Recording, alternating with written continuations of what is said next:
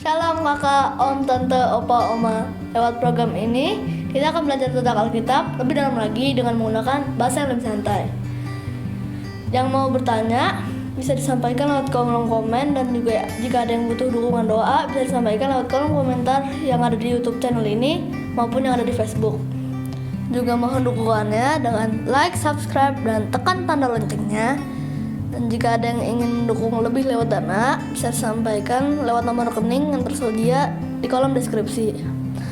Dan lebih dari segalanya, mohon dukungan doanya ya, agar program ini bisa menjadi berkat bagi banyak orang, terlebih menyenangkan hati Tuhan. Oh ya, program ini akan selalu menemani kita setiap Senin sampai Minggu, setiap malam. Selamat mengikuti, Tuhan Yesus memberkati semuanya. Tuhan, ini tugas kami, beri keberanian bagi kami.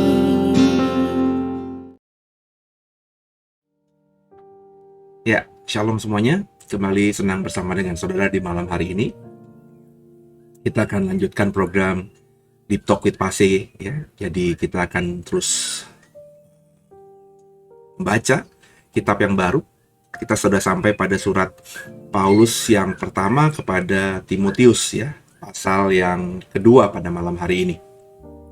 Dan sebelum kita mulai, seperti biasa saya mengajak semua saudara untuk satu dalam doa supaya ayat yang kita baca bisa jadi berkat buat semua kita. Tundukkan kepala kita doa. Makasih Tuhan buat malam hari ini. Kami kembali dalam program Deep Talk with Pase pada Dosa Alkitab.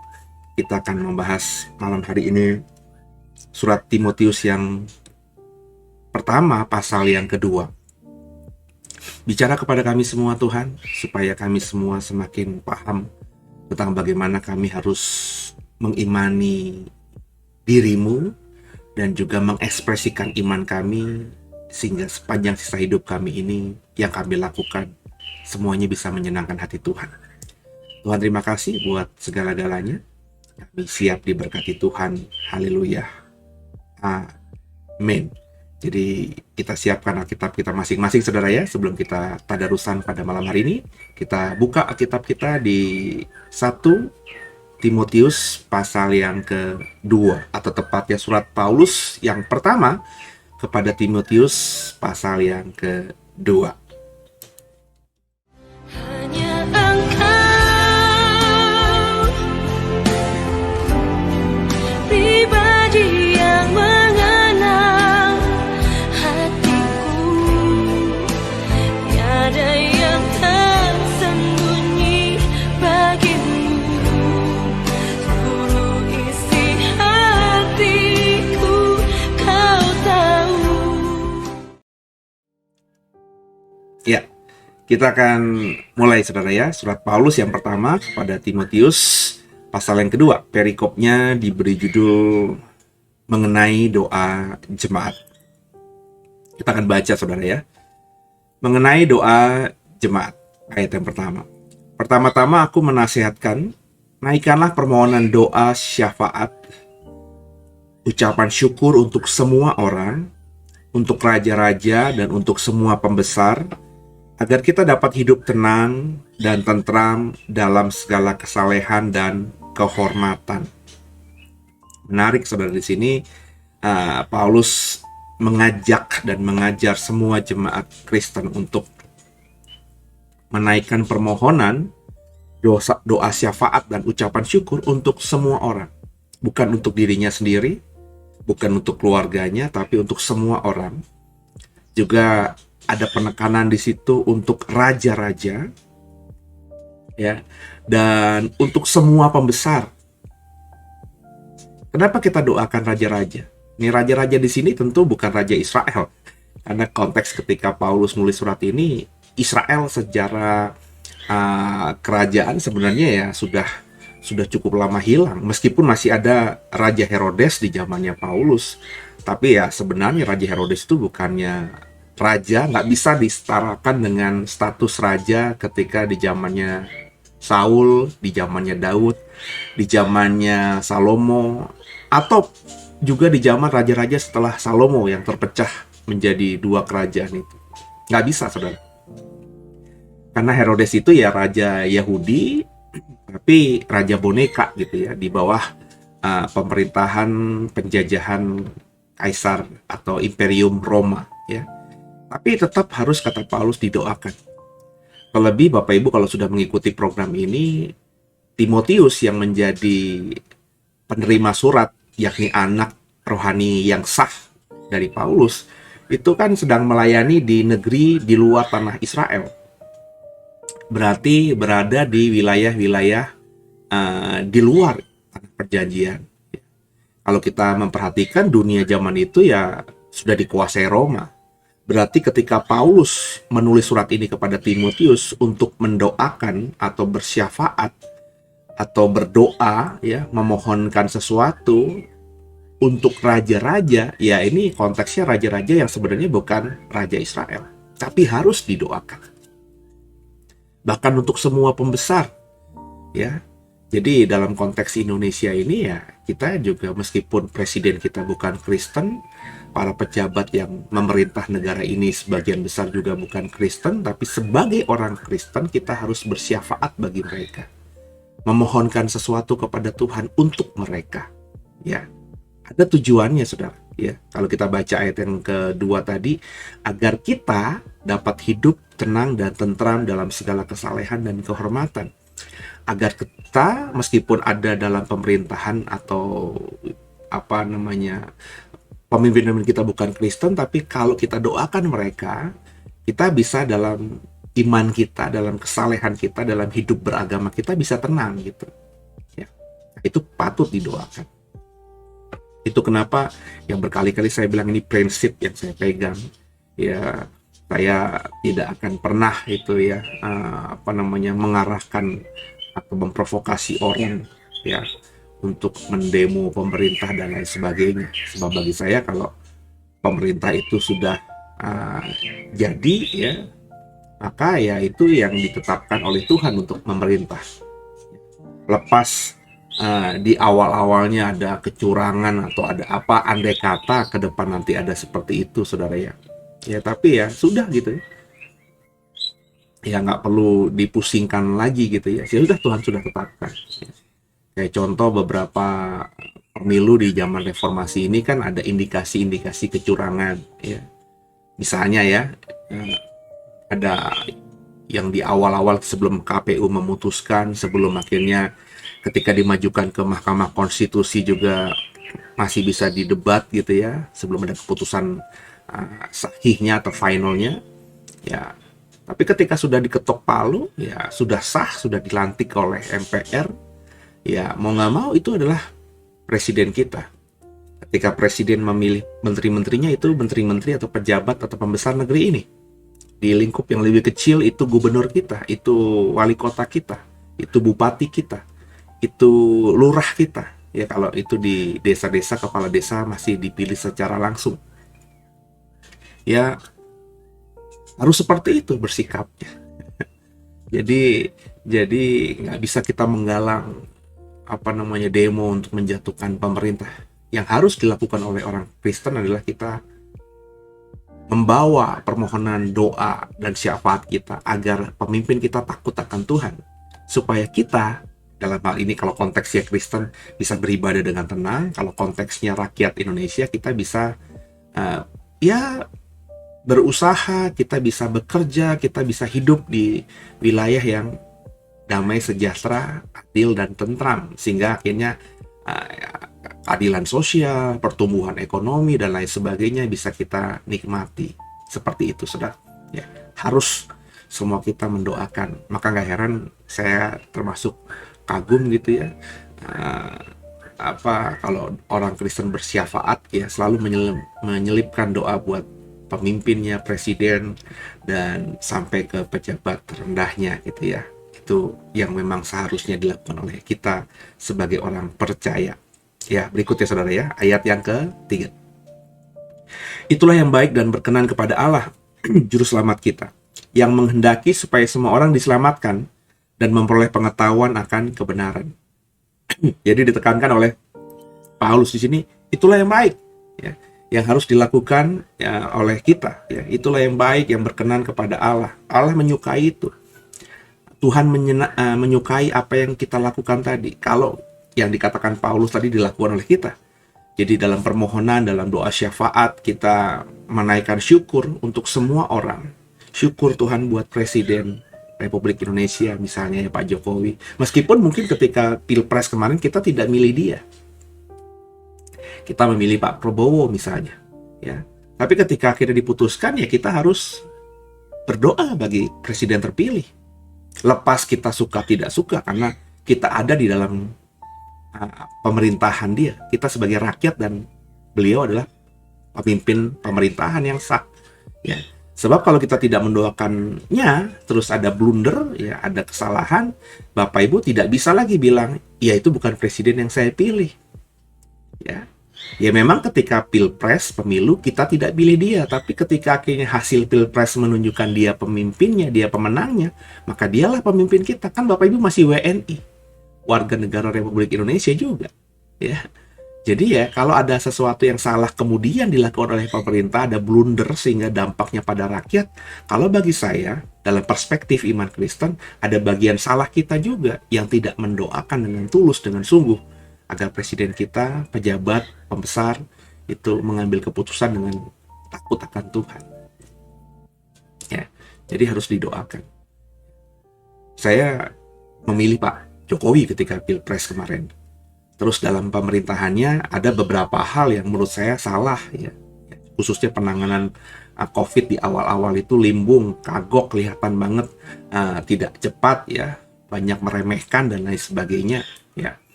Tapi ya harus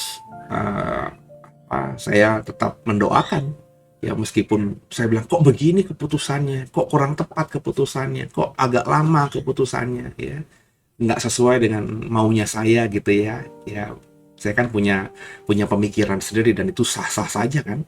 Tapi meskipun saya tahu menurut saya ini kurang tepat dilakukan oleh pemerintah, tapi ya bagian saya mendoakan karena ketepatan yang menurut saya kan nggak bisa saya aplikasikan siapa saya gitu. Saya hanya rakyat gitu ya, bagian dari rakyat Indonesia ini. Jadi ketika saya tahu keputusan pemimpin saya kurang tepat, menurut saya pribadi, bagian saya mendoakan supaya ya pemerintah ya kalau yang diambilnya itu dari Tuhan ya tepat, dan saya akhirnya bisa memahami kalau pemerintah yang diambil pemerintah itu salah ya Tuhan dengan hikmatnya, dengan caranya Tuhan bisa menegur pemerintah sehingga bisa merubah, dan itu bagi saya yang saya kerjakan ya. Dan hasil dari itu semua kita tahu bahwa apa yang dianggap COVID itu biasa aja, virus biasa aja, jangan takut, ini kayak flu biasa aja oleh pejabat-pejabat yang awal-awal COVID kita. Ternyata kan dalam periode beberapa bulan kemudian akhirnya ketika sadar bahwa ini bukan virus flu pilek biasa tapi yang khusus ya, cepat mereka mengambil tindakan. Dan akhirnya ya sekarang ini kan Indonesia ya secara populasi katanya ya, saya baca di koran kemarin termasuk 5 besar negara yang prosentase vaksinasinya sudah cukup terbesar di dunia, 5 katanya. Kemudian juga cara penanganannya luar biasa ya. Kemudian salah satu negara yang sekarang ada di level 1 atau paling rendah lah di antara semua negara-negara dalam penanganan COVID atau negara-negaranya yang diserang oleh virus pandemi COVID-19 ini. Ya, saya tidak bilang itu karena saya tidak gitu, tapi ya bagi saya itu bagian dari kita-kita semuanya ya, orang-orang percaya terutama yang dalam gereja, dalam persekutuan, dalam ibadah, bahkan dalam doa pribadinya mendoakan pemimpin kita. Sehingga ya akhirnya Tuhan campur tangan juga mendengarkan doa kita lewat hikmat yang Tuhan taruhkan kepada semua pemimpin. Kan begitu saudara ya. Lanjut ayat berikutnya. Jadi demo, jadi menyerang pemerintah secara terbuka itu bagi saya kurang tepat. Ya, kurang tepat. Ayat yang kelima. Karena Allah itu Esa dan Esa pula Dia yang menjadi pengantara antara Allah dan manusia, yaitu manusia Kristus Yesus, yang telah menyerahkan dirinya sebagai tebusan bagi semua manusia. Itu kesaksian pada waktu yang ditentukan. Ya, jadi jelas Yesus Kristus itu ya pengantara kata Paulus, dan juga manusia Allah ya. Manusia Kristus Yesus, manusia penebus, manusia juru selamat gitu ya. Karena Yesus itu Tuhan yang menjadi manusia. Jadi di sini juga Paulus mungkin ingin mengcounter juga ajaran yang mengatakan bahwa Yesus bukan manusia, ya. Karena di zaman itu sudah ada pendapat yang mengatakan Yesus itu Tuhan. Jadi ketika dia berinteraksi dengan para rasul, melakukan banyak mujizat, atau sepertinya hidup seperti manusia, sebenarnya itu ya bohongan aja, ya cuma bukan manusia benar gitu ya. Dia hanya menambahkan diri kemudian hilang, ya. Dia cuma menunjukkan dirinya kemudian hilang, tapi dia adalah Tuhan, bukan manusia darah dan daging seperti kita. Ketika dia makan ya dia nggak pura-pura, dia hanya pura-pura makan aja karena ya manusia ilahi kan, maafkan saya, karena Tuhan kan nggak mungkin makan roti ya. Tuhan itu kan roh adanya. Itu ada pengajaran seperti itu di gereja-gereja awal, dan akhirnya berkembang saudara menjadi sebuah doktrin, dan akhirnya itu harus diselesaikan dalam konsili, pertemuan semua teolog-teolog, para pembesar Kristen saat itu untuk menentukan sikap tentang bagaimana pengajaran Kristen yang harus disampaikan kepada banyak orang, yang dulunya nggak dipikirkan oleh para rasul, karena saat ada para rasul ya pengajaran masih firm gitu. Tapi ketika akhirnya para rasul sudah meninggal, terus gereja atau Kristen semakin berkembang, akan muncul pengajaran-pengajaran yang aneh-aneh, yang nyentrik-nyentrik, maka itu kan harus diambil keputusan supaya tidak liar gitu. Dan ada konsili-konsili, ada banyak konsili yang diadakan gitu ya saudara. Jadi kita belajar semua itu ya dari sejarah, dan akhirnya kekristenan sampai sekarang ini ya. Dan di dalam ayat ke-5, ayat ke-6 jelas sekali bahwa Paulus ingin mengatakan bahwa Yesus itu pengantara antara Allah dan manusia ya. Dia menjadi pengantara antara Allah dan manusia ya. Kalimatnya kan itu, karena Allah itu Esa dan Esa pula Dia yang menjadi pengantara antara Allah dan manusia, yakni manusia Kristus, Jadi satu sisi di ayat 5 ini Paulus ingin mengatakan bahwa ya Yesus dan Allah itu ya esa, nggak bisa terpisahkan. Yesus itu Tuhan, Tuhan itu menjadi manusia dalam diri Yesus. Tapi ditekankan pula bahwa Yesus yakni Allah yang menjadi manusia agar jadi pengantara antara manusia dengan Allah, itu adalah benar-benar manusia. Maka kalimatnya manusia Kristus Yesus. Ya. Jadi bukannya bohong-bohongan, benar-benar menjadi daging Tuhan itu. Ya, ayat 7. Untuk kesaksian itulah aku telah ditetapkan sebagai pemberita dan rasul yang kukatakan ini benar. Aku tidak berdusta dan sebagai pengajar orang-orang bukan Yahudi dalam iman dan kebenaran. Paulus ingin declare lagi bahwa yang kuajarkan itu benar, ya, dan aku nggak berdusta, aku tidak berbohong dalam segala pengajaran yang kuberikan kepada kalian, kepada kamu Timotius. Percayalah itu, ya. Sometimes ya memang meskipun kadang-kadang gimana gitu ya, tapi kita tuh kadang-kadang harus juga menunjukkan apa ya, menunjukkan apa namanya, bahwa kita ini benar kepada orang, percaya sama saya. Itu kadang-kadang sebenarnya sih saya agak gimana gitu, karena Tuhan kan mengatakan katakan aja ya tidak gitu ya. Tapi ada manusia-manusia tertentu yang memang hanya bisa dibuat mengerti ketika kita meyakinkan diri kita kepada mereka bahwa diri kita itu benar. Ya makanya kalau dalam bahasa khotbah itu ada banyak penekanan ya. Dengarlah saya, perhatikan omongan saya, ikuti saya. Saya mempercayai apa yang saya katakan ini. Nah, itu harus kadang-kadang ada seninya mengatakan seperti itu supaya memang yang mendengarkan itu firm banget bahwa si pengkhotbah, si pembicara, hamba Tuhan, gembala, pendeta ini ya sedang mengatakan hal yang benar. Ya itu nggak apa-apa. Ya, yang nggak boleh itu kan kita bersumpah tapi tidak melakukan hal itu. Hanya ada ayat jangan bersumpah demi apapun. Bukan bersumpahnya tidak boleh, tapi dalam konteks ayat itu muncul karena banyak orang Kristen yang bersumpah-sumpah, sumpah demi Tuhan, sumpah demi langit, sumpah demi malaikat, bla bla bla, tapi nggak dilakukan. Karena menganggap itu sumpah itu hanya kepada manusia. Ya, kalau Bapak Ibu ingat tadarusan beberapa waktu yang lalu di kitab yang lain, saya menekankan di zaman itu orang Kristen kebanyakan juga dipengaruhi oleh orang umum itu membedakan antara nazar dengan sumpah. Kalau nazar itu sumpah kepada Tuhan, maka nazar itu biasanya dilakukan. Tapi kalau sumpah itu hanya kepada manusia. Dan karena dianggap hanya kepada manusia, makanya meskipun sumpah kalimatnya, sumpah demi Tuhan, sumpah demi langit, sumpah demi malaikat, ya karena dilakukan kepada manusia, ya udahlah, nggak terlalu gimana. Kalau bisa dikerjakan, kalau nggak kenapa-napa. Tapi kalau sumpahnya kepada Tuhan, nazar ini biasanya dilakukan. Nah, Paulus dan semua rasul ingin menekankan bahwa nggak bisa gitu. Nggak boleh bersumpah demi apapun, ya. Ya, tidak. Maksudnya ya bukan nggak boleh bersumpahnya. Silakan, saya kalau memang harus mengucapkan sumpah, ya saya akan mengucapkan sumpah. Kayak sumpah jabatan, ya kan harus misalnya ya. Sumpah profesi kan harus, saudara. Ya.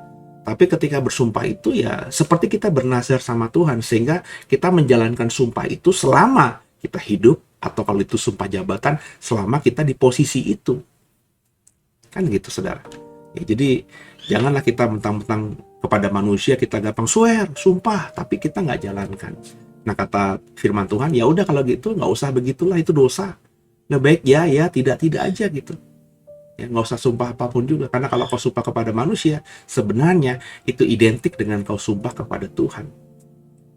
Jadi hati-hati dalam bersumpah. Itu kebenaran yang saya sudah bagikan di beberapa waktu yang lalu tentang sumpah itu atau nazar itu, ya. Perikop berikutnya mengenai sikap orang laki-laki dan perempuan dalam ibadah, ayat ke-8 ya. Oleh karena itu aku ingin supaya di mana-mana orang laki-laki berdoa dengan menadahkan tangan yang suci tanpa marah dan tanpa perselisihan. Ini laki-laki ya. Ya, jadi menadahkan tangan.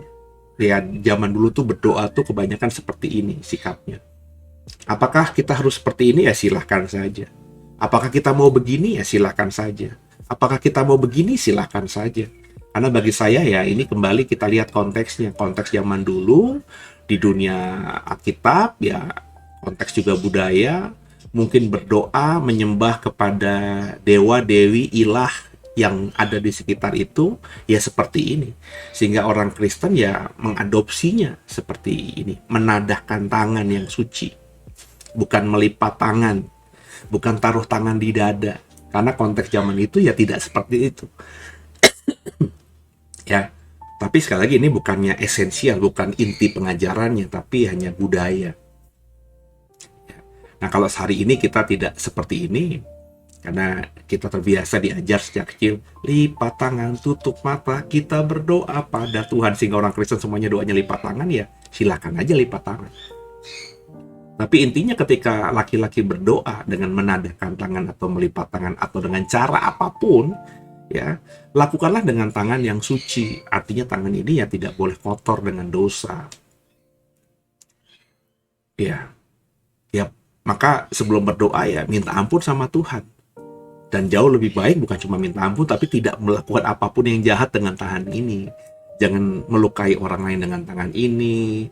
Jangan menyiksa orang lain dengan tangan ini. Jangan melakukan hal-hal yang melukai, menyakiti, atau apapun juga terhadap sesama dan bahkan semesta, makhluk ciptaan Tuhan dengan tangan ini. Harus dengan suci. Nggak boleh juga dengan marah. Lagi emosi sama siapa, terus kita doa, itu munafik sekali. Ya, harus tenangkan dirimu dulu, maafkan orang lain dulu, baru kita berdoa. Makanya ada firman Tuhan katakan, kalau kau mau beribadah, kau masih punya masalah dengan saudaramu, berdamai dulu dengan saudaramu, tinggalkan persembahanmu, berdamai dulu, dan baru setelah itu kau kembali dan memberikan yang terbaik kepada Tuhan. Juga nggak boleh ada perselisihan. Ya, makanya saya heran ada orang yang nyantai ke gereja, ada orang yang bahkan nyantai melayani Tuhan, ada orang yang nyantai misalnya berkhotbah, tapi dia masih belum beres dengan orang lain, masih ada masalah dengan orang lain. Masalah itu nggak bisa kita hindari sih. Saya sebagai manusia ya tentu kan ada aja ya orang nggak suka dengan saya dan akhirnya cukup berselisih, tapi saya berusaha untuk ya udah selesaikan. Ya paling tidak saya minta maaf ya kalau saya merasa saya harus minta maaf, tapi andai kata juga ketika saya tidak merasa saya salah gitu ya atas apa yang saya lakukan, atas apa yang terjadi, ya saya ada baiknya juga meminta maaf juga ya. Karena meminta maaf itu bukan loser, bukan pecundang, tapi ya bagian dari kemenangan, karena kita bisa merendahkan diri untuk berdamai dengan orang lain meskipun kita merasa dengan perasaan kita yang jujur, dengan logika kita tidak salah. Ya minta maaf gitu ya. Nah kalau orang itu tidak mau memaafkan kita, andai kata itu urusan dia. Yang penting kita sudah selesaikan, kita tidak ada perselisihan dengan dia. Andai kata setelah peristiwa itu kita nggak bisa lagi klop lagi, kita tetap berpisah, ya nggak apa-apa. Karena berdamai itu tidak harus menjadikan orang yang tadinya bermusuhan dengan kita menjadi teman kita kan. Karena logikanya orang kalau sudah berdebat ya, terus bertengkar gitu ya, terus ribut besar gitu, terus akhirnya berdamai, ya agak sulit dan mungkin susah juga untuk bersama-sama kembali kan begitu. Apalagi kalau kita tahu itu karakternya dia seperti itu, ya kita berdamai aja lah, udah kita selesaikan yang kemarin, ya kita berdamai, minta maaf sama dia, dan kedepannya ya karena kita tahu itu karakternya dia, ya ada baiknya kita nggak usah deket-deket lagi dengan dia kan, selesai gitu kan. Tapi paling tidak beres, supaya tangan kita tuh tidak ada perselisihan, nggak datang ke Tuhan tanpa ada permusuhan. Kita sudah memaafkan, sudah berdamai dengan siapa saja. Ya, sebagai manusia saya mengalami itu, banyak mengalami itu. Ya, bukan dengan sayanya, saya sudah tidak ada niat sama sekali bermusuhan atau gimana. Tapi sikap orang yang ditunjukkan, ya akhirnya terjadi perselisihan. Ya, atau ada orang yang tidak memahami keputusan saya atau pengajaran saya, akhirnya berdebat dan terjadi perselisihan. Kalau saya sih selalu memaafkan gitu ya. Ya terus berikutnya kalau itu nggak bisa akur lagi, nggak bisa damai lagi, ya sudah, yang penting sudah berdamai kan. Kan tidak bermusuhan dengan orang lain itu tidak berarti kita benar-benar bergaul karib lagi dengan dia atau menjalin perkaripan dengan dia atau keakuran dengan dia, kan nggak gitu. Yang penting kita tidak bermusuhan dengan siapapun juga. Ada peribahasa katakan 1000 teman itu sedikit, 1 musuh itu terlalu banyak ya, bikin pusing. Jadi ya udah, jangan ada musuh lah ya. nggak ada musuh tuh bukan berarti kita bisa temenan sama siapa aja, kan begitu, saudara. Masa kita tahu orang yang karakternya selalu jahat gitu ya, dia belum berubah, terus kita temenin gitu? Ya nggak juga gitu ya. Kalau kita temenin ya kita pergaulan yang buruk akan merusakkan yang baik kan. Kita tidak bermusuhan aja sama dia. Ya kita sudah berdamai aja dengan dia. Ya tapi ya dengan hikmat ya kita coba tidak terlalu dekat dengan dia supaya pikiran kita juga tenang, nggak mikirin yang macem-macem, nggak neko-neko, dan akhirnya kita bisa terus dalam ibadah kita dan hidup kita yang baik di bumi ini yang menyenangkan hati Tuhan. Ayat 9. Demikian juga hendaknya perempuan, itu laki-laki tadi ya, hendaklah ia berdandan dengan pantas, dengan sopan dan sederhana. Rambutnya jangan berkepang-kepang, jangan memakai emas atau mutiara, ataupun pakaian yang mahal-mahal, tapi hendaklah ia berdandan dengan perbuatan baik seperti yang layak bagi perempuan yang beribadah. Nah, ini juga spesifik deh soal perempuan. Intinya perempuan ketika beribadah ya, itu ya tidak terlalu, jangan terlalu gimana begitu ya. Konteksnya kan ini ya perempuan yang bukan saja karakternya, karakter perempuan Kristen belibet ya, tapi juga perempuan yang beribadah. Dandannya pantas aja kalau beribadah ke gereja, kalau melayani Tuhan ya, sampai ya biasa aja, nggak terlalu yang gimana gitu ya. Jangan yang nggak sopan. Ya kesopanan ini sih sebenarnya di area yang abu-abu ya. Maksud saya kan kesopanan itu kan ada dalam budaya, pengaruh budaya setempat. Ya contohnya misalnya di ya kalau kita ngomongin agak zaman dulu ya, di Bali gitu, mungkin perempuan-perempuan karena di lukisan-lukisan dan di foto-foto zaman dulu kan ada tuh ya, perempuan Bali ya bekerja ngangkat air gitu ya. Kalau saya sempat melihat dulu foto-foto karena saya suka dengan sejarah masa lalu ya, perempuan Jawa, perempuan Bali kan tidak berpakaian dari atas ya gitu ya, terbiasa dengan tidak memakai baju ya. Kalau sekarang zaman modern berpakaian pakai baju ya, tapi ya pakaiannya pakaian ya karena sudah dari dulu seperti itu ya, pakai kemben misalnya, itu budaya. Dan perempuan Jawa dan perempuan Bali yang pakai kemben itu sudah dalam area kesopanan. Ya, kesopanan. Ya itu budayanya. Kalau perempuan-perempuan di Alkitab di Timur Tengah ya pakai jilbab, pakai kerudung, itu kesopanan. Tapi kalau perempuan-perempuan di Barat juga mungkin ya pakai baju yang terbuka, itu ya masih dalam area kesopanan. Ya tergantung di mana bumi kita pijak.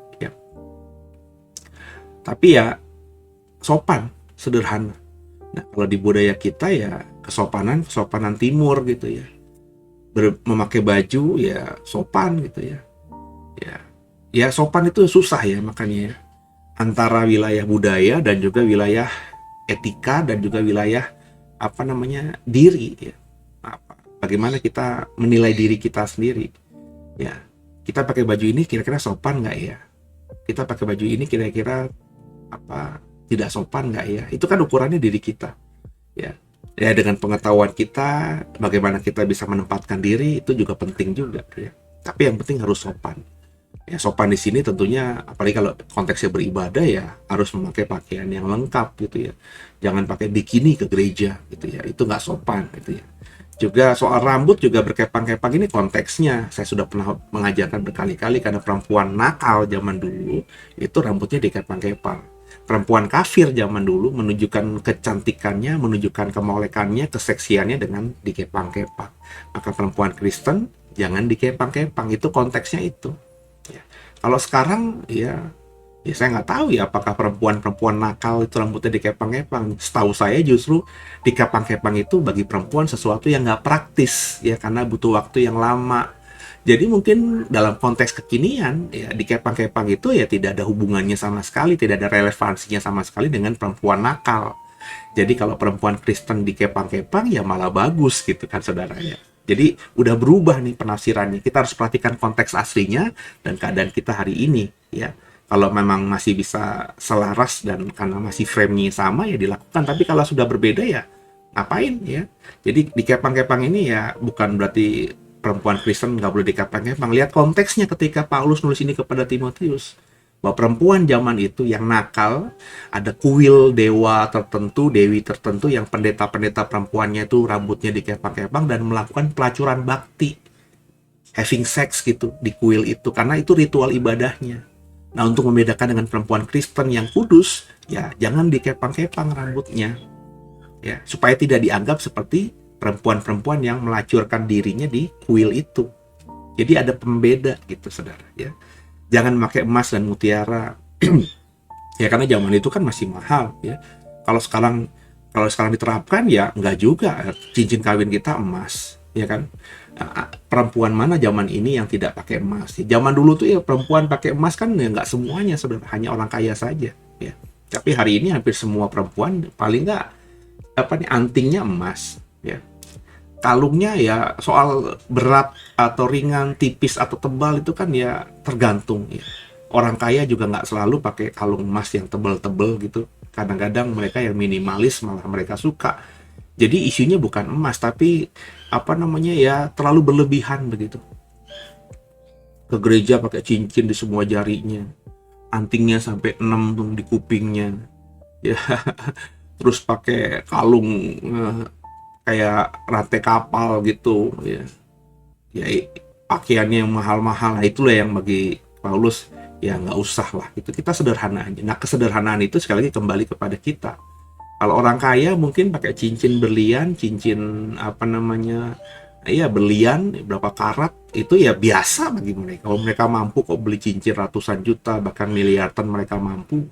Ya, tapi kalau bagi kita orang biasa ya mungkin untuk beli cincin berlian yang harganya jangankan ratusan juta, yang harganya jutaan aja itu udah berat ya. Ngapain itu dipaksain? Ya nggak usah gitu. Ya udah biasa aja. Kalau cuma bisa beli cincin 5 gram ya emas, ya udah itu aja. Itu sederhana bagi kita, memang kita mampunya begitu gitu ya. Tangkap, saudara ya.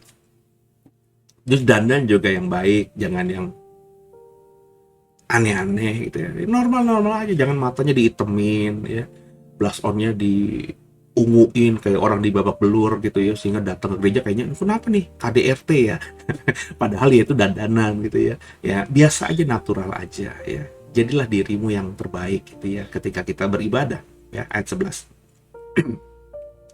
Seharusnya perempuan berdiam diri dan menerima ajaran dengan patuh. Seharusnya ya. Karena sekali lagi konteksnya bukan perempuan itu nggak boleh ngajar ya. Ya, coba kita baca 12 ya. Aku tidak mengizinkan perempuan mengajar dan juga tidak mengizinkannya memerintah laki-laki. Hendaklah ia berdiam diri. Ini kata Paulus. Kita lanjutkan aja ya. Karena Adam yang pertama dijadikan, kemudian barulah Hawa. Lagi pula bukan Adam yang tergoda, melainkan perempuan itulah yang tergoda dan jatuh ke dalam dosa. Tapi perempuan akan diselamatkan karena melahirkan anak asal ia bertekun dalam iman dan kasih dan pengudusan dengan segala kesederhanaan. Jadi Paulus memang di suratnya kepada Timotius ini mengatakan bahwa sebaiknya perempuan tidak mengajar ya. Nggak usah ngajar, nggak usah khotbah. Tapi apakah itu bisa diterapkan dalam konteks kekinian? Sekali lagi harus lihat konteks aslinya. Ketika Paulus nulis surat ini, sekali lagi saudara ya, ada memang di kuil-kuil kafir itu pendetanya perempuan. Pendetanya yang memang ambil peranan, imamnya tuh perempuan. Dan itu sangat kuat sekali. Ada kuil di Efesus kota besar di dunia zaman itu, yang ada kuil besar, semuanya imamnya perempuan, melacurkan bakti. Yang ngajar juga, memberikan korban persembahan kepada dewa-dewinya lewat imam-imam perempuan ini. Maka Paulus mengatakan nggak boleh gitu ya. Semata-mata karena Paulus memang hidup di zaman itu. Perempuan tuh begini. Dalam pemahamannya Paulus yang nggak salah. Ya Hawa kan yang pertama kali berdosa gitu ya. Jatuh dalam dosa. Kemudian dalam proses penciptaan juga Adam dulu baru Hawa. Nggak salah pemikiran Paulus bahwa Adam itu atau laki-laki yang pertama. Dan laki-laki berdosa karena perempuan. Itu nggak salah, itu fakta. Tapi ketika dihubungkan dengan kekinian, di zaman yang sudah emansipasi, di zaman yang sudah modern, yang sekat-sekat perbedaan gender itu udah nggak ada lagi. Di mana sekarang ini perempuan bahkan di beberapa belahan, bahkan kita Republik ini pernah punya presiden perempuan gitu ya. Di belahan dunia lain ada Perdana Menteri perempuan, ada Ratu Elizabeth ya, pemerintah yang memerintah kerajaan Inggris gitu ya, itu perempuan.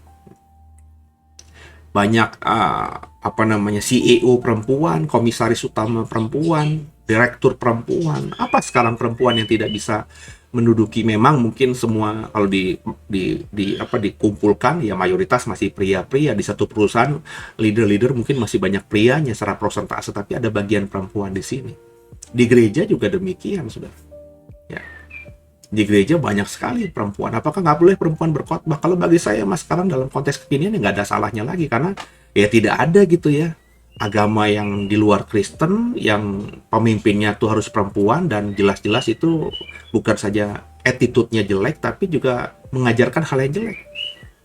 Jadi nggak ada lagi di dalam konteks kekinian beban moral mengatakan bahwa perempuan nggak boleh mengajar. Di zamannya Paulus kepada Timotius, kenapa dilarang perempuan untuk mengajar? Karena tadi ya, ada kuil Dewi Artemis ya di Efesus itu yang besar sekali. Yang pendetanya perempuan, laki-laki beribadah kepada dewi itu ya lewat imam perempuan, dan mereka melacurkan bakti ya. Having sex itu sebagai ritual liturgi agamanya. Dan itu akhirnya membuat Paulus bilang, ingat Timotius, perempuan nggak boleh ngajar, perempuan sebaiknya berdiam diri saja. Paulus menekankan yang boleh hanya pria yang mengajar. Ya. Jadi ini harus ditangkap dulu. Jadi jangan ditafsirkan langsung brok gitu. Wah, nggak boleh pendeta perempuan, nggak boleh pendeta berkhotbah, nggak boleh pendeta perempuan itu untuk jadi pemimpin, ketua sinode lah, gembala jemaat lah. Ya itu sesuatu yang kalau kita memang bacanya itu tulus tanpa belajar dalam ya emang tampaknya begitu. Tapi kalau kita lihat konteksnya nggak begitu. Ya, jadi ini ayat ini ya harus kita yang dapatkan tuh tangkapnya itu pesannya, pesan intinya, bukan ditafsirkan harafiah dan diterapkan secara harafiah dalam konteks kekinian. Harus ada seninya dalam membaca Alkitab juga, saudara ya. Jadi itu yang ingin disampaikan Paulus kepada Timotius di pasal kedua, dan intinya Paulus ingin mengatakan bahwa ya perhatikan lingkungan. Kalau kita melayani Tuhan, merintis sebuah gereja ya di satu tempat di mana misalnya andai kata ya itu ada dukun kuat laki-laki ya pakai baju hitam, brewokan, jenggotan misalnya gitu ya. Mungkin saya kalau akan merintis di tempat itu tidak akan berpenampilan yang sama. Kalau saya juga akhirnya menampilkan diri saya sebagai laki-laki yang saya tua-tuakan, saya pelihara jenggot, baju hitam, lah apa bedanya saya dengan dukun itu? Maka ketika saya mau menjadi hamba Tuhan yang melayani di desa itu, misalnya di tempat itu, di kota itu, saya harus menampilkan diri yang berbeda. Itulah yang saya tangkap dari pesan ini. Ya, bukan menjadi sama dengan mereka. Ya itu makanya kesalahan banyak hamba Tuhan yang katanya melakukan kontekstualisasi. Ya. Kalau bagi saya kurang tepat juga. Ya. Nggak semua bisa dikontekstualisasi. Ya, intinya ada hamba Tuhan sekarang ini kalau khotbah pakai blangkon, pakai ya kayak dalang gitu, bawa keris ya. Kayak ada yang juga pakai baju kayak maafkan saya ya, seperti contoh kiai-kiai, ulama-ulama di di Indonesia ini ya. Kalau bagi saya kurang tepat juga ya. Justru kita ya bukan harus berbeda. Ya kalau ulama muslim pakai baju yang sopan ya, putih-putih, kita berarti pakai yang kayak ini Hawaiian gitu, bajunya belang-belang ya. Terus kita pakai antim, bawa pakai tatoan, ya nggak gitu ya. Nggak gitu saudara ya. Tapi ya paling tidak ya kita yang nggak usah sama gitu loh ya. Jadilah dengan diri sendiri gitu loh. Itu kontekstual itu ya seperti itu tepatnya ya. Nggak harus kontekstual itu akhirnya ya sama dengan orang yang beda keyakinan dengan kita. Lah kalau sama dengan orang yang beda keyakinan dengan kita, apa yang membedakan kita? Umat yang baru kita mau pertobatkan bingung lah, ikut kemana? Ke dukun seno aja ya, sebab ya ngajarnya lebih enak gitu ya daripada dukun desa kita. Nah, akhirnya saya dipanggil dukun ya, nggak benar saudara ya, dianggap seperti dukun karena penampilan saya sama dengan orang-orang itu. Nah itulah intinya saudara ya. Nah ini saya ya, sekali lagi tafsiran saya. Ada juga yang berbeda, ya silahkan saja, sah-sah saja gitu ya. Intinya Paulus ingin mengatakan kepada Timotius, jadilah seseorang yang memang attitude-nya baik, melayani Tuhan. Soal perempuan tadi jelas ya, bukan nggak boleh intinya, tapi ya semakin sadar tanggung jawabnya, ya bukan berarti akhirnya perempuan bisa kita suruh khotbah ngajar. Ya kalau ada laki-laki jauh lebih bagus ya, tapi juga tidak bisa kita menutup pintu bagi perempuan yang potensi untuk mengajar. Maka di tempat kami, di gereja saya masih kecil aja, saya lihat potensi-potensi itu ada. Beberapa orang sudah saya promosiin ya untuk naik. Tapi ada juga beberapa yang saya lihat ya belum berpotensi ya. Ada potensinya tapi belum, hati saya belum tergerak, ya saya masih tahan. Nggak semua juga laki-laki saya naikkan juga gitu ya. Saya lihat laki-laki yang potensi aja. Ya, yang tidak potensi ngapain dinaikin gitu kan saudara. Jadi akhirnya kita ukurannya bukan masalah gender laki-laki atau perempuan, tapi kapasitas, kapabilitas, kemampuan dari person tersebut ya. Apakah sudah benar-benar siap menjadi hamba Tuhan yang melayani? Kalau semua orang berkhotbah, semua orang bisa berkhotbah. Ya, kalau semua suruh naik mimbar untuk sharing firman Tuhan, saya rasa semua orang Kristen bisa. Ya.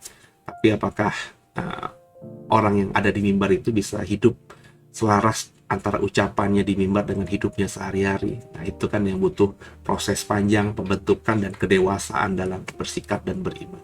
Semoga dipahami, semoga dimengerti. Tuhan Yesus memberkati kita.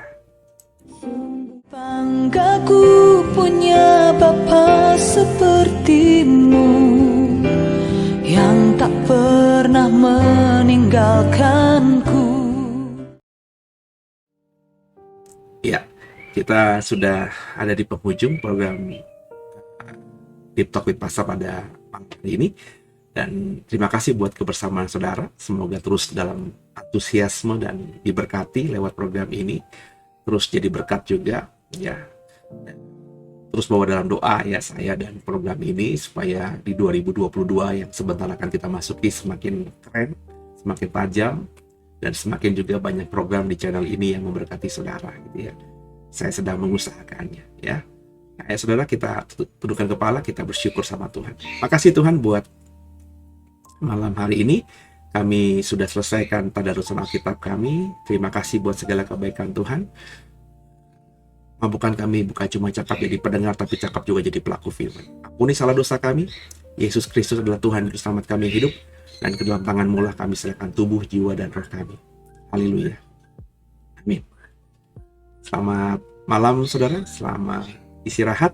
Tuhan Yesus memberkati kita semua. Haleluya. Amin.